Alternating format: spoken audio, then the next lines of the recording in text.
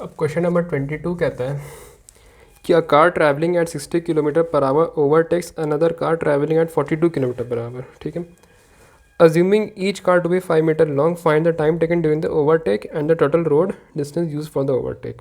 ठीक है, तो हर एक कार का जो लंबाई वो 5 मीटर, मान लो ये एक कार ए है, ठीक है, इसका भी लंबाई 5 मीटर है, और उसके पीछे एक कार है बी, ठीक है, इसका भी लंबाई 5 मीटर है, और ये कार बी है। क्वेश्चन में कहता है कि जो कार ए है वो चल रहा है 42 किलोमीटर पर आवर की स्पीड से, ठीक है, और जो कार बी है वो चल रहा है 60 किलोमीटर पर आवर की स्पीड से।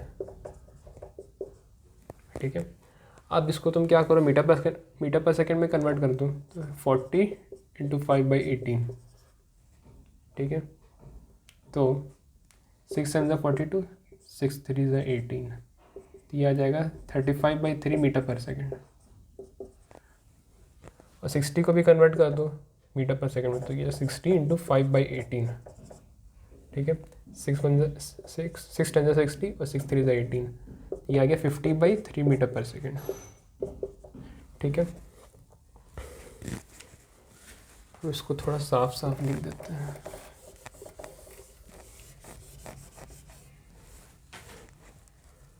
ये हो गया 35/3 मीटर पर सेकेंड, और ये हो गया 50/3 मीटर पर सेकेंड। ठीक है, अब बोलता है कि find the time taken during the overtake. अब इसको ओवरटेक करना है, तो ओवरटेक दो प्रोसेस में होगा। एक प्रोसेस ये होगा, ये कार जो बी है वो आगे बढ़ के कार ए के एकदम बिल्कुल पैरेलल आ जाएगी, और फिर क्या होगा, पूरा अपना लेंथ क्रॉस करके एकदम आगे यहाँ निकल जाएगी, कुछ इस तरीके से यहाँ निकल जाएगी। तो इस प्रोसेस को, दो स्टेप प्रोसेस को हम लोग बोलेंगे कि ओवरटेक हो गया। ठीक है, अब जो ओवरटेक करेगी तो कितना टाइम लगेगा वो फाइंड करना है हम लोगों को। तो देखो, अब हम लोग रिलेटिव वेलोसिटी का कॉन्सेप्ट यूज़ करते हैं। मान लेते हैं जो कार ए है, इधर से भी 35/3 मीटर पर सेकंड माइनस कर दो, इधर से भी 35/3 मीटर पर सेकंड माइनस कर दो। ठीक है, तो कितना आ जाएगा तुम्हारे पास, ये आ जाएगा 15/3 मीटर पर सेकंड, यानी 5 मीटर पर सेकंड इसका रिलेटिव वेलोसिटी, और ये हो जाएगा 0 मीटर पर सेकंड इसका रिलेटिव वेलोसिटी। ठीक है, तो तुम मान लो कि कार ए रुकी हुई है और कार बी मूव कर रही है 5 मीटर पर सेकंड के स्पीड से। ठीक है, अब तुम ये सोचो कि कितना डिस्टेंस ट्रैवल करना पड़ेगा उसको डिस्टेंस ट्रैवल करना पड़ेगा 5 मीटर पैरेलल आने में, और फिर 5 मीटर और आगे निकलने में। तो टोटल डिस्टेंस को जो लगा तो 5 + 5 हो गया 10 मीटर।